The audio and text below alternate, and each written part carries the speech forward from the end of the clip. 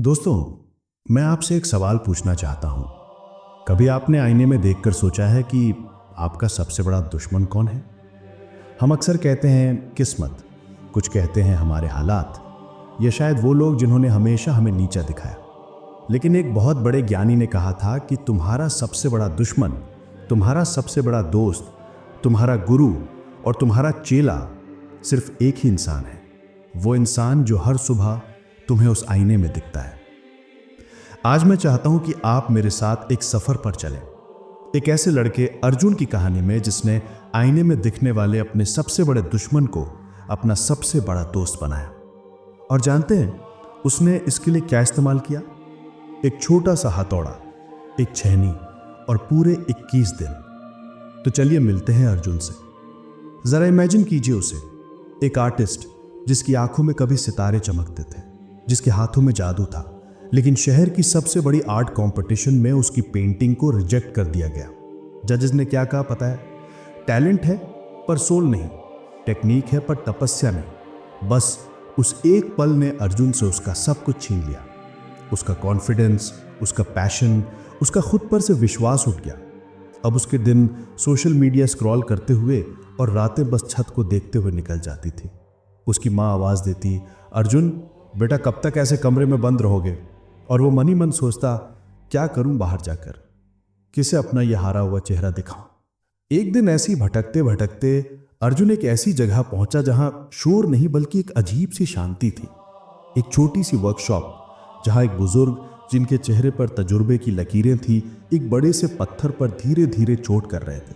हर चोट में एक ध्यान था, हर आवाज में एक संगीत। वो बुजुर्ग जिनको सब शिल्पकार काका कहते थे, अर्जुन को देखे बिना ही बोले, पत्थर को देखोगे या उसके अंदर छुपे भगवान को?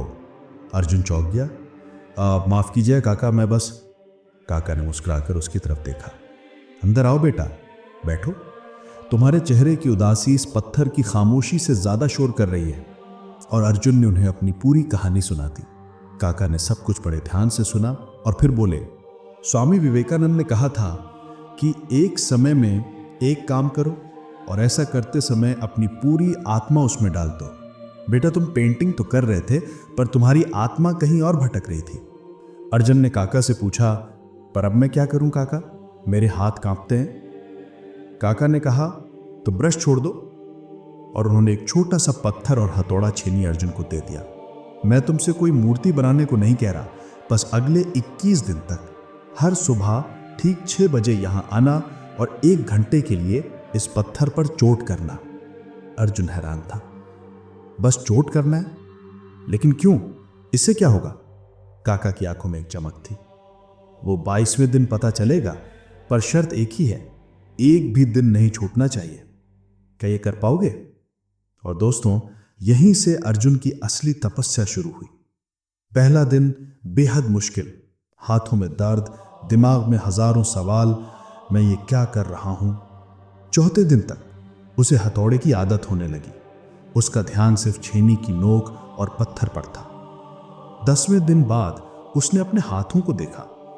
उनमें कमजोरी नहीं, ताकत महसूस हुई। 15वें दिन तेज बारिश हो रही थी। उसके मन ने कहा, आज छोड़ दे, क्या फर्क पड़ता है। पर उसे काका की बात याद आई और वो छाता उठाकर बारिश में निकल पड़ा।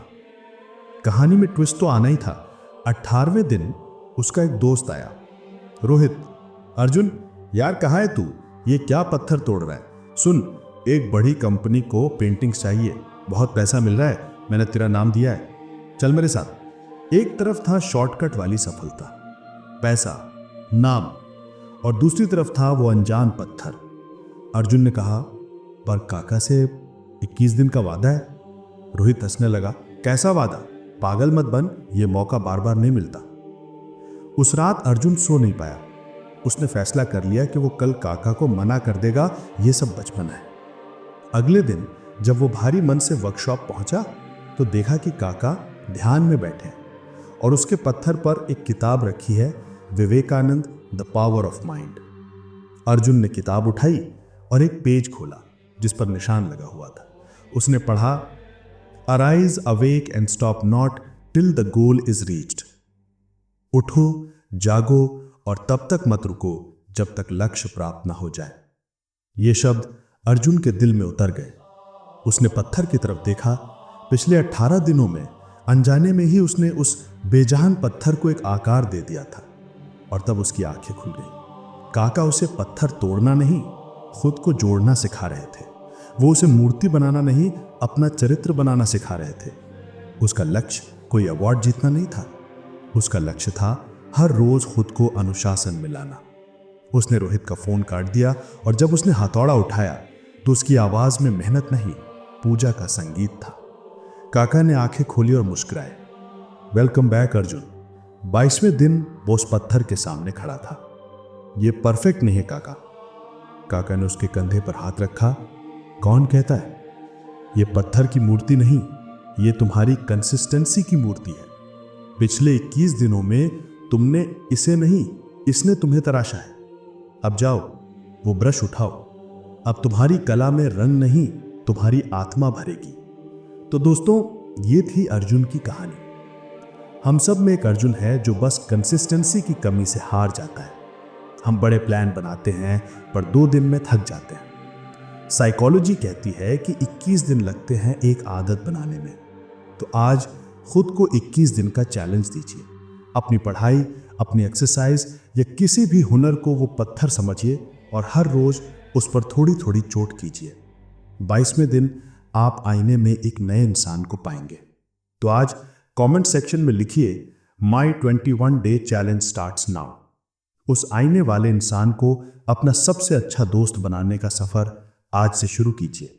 और अगर इस कहानी ने आपके दिल के किसी कोने को छुआ है तो आपका लाइक हमारे लिए उस हथौड़े की पहली चोट जैसा होगा। यह हमें हिम्मत देगा और इस सफर में हमेशा साथ रहने के लिए सब्सक्राइब का बटन दबाकर हमारे परिवार का हिस्सा बनिए। चलिए साथ में आगे बढ़ते हैं।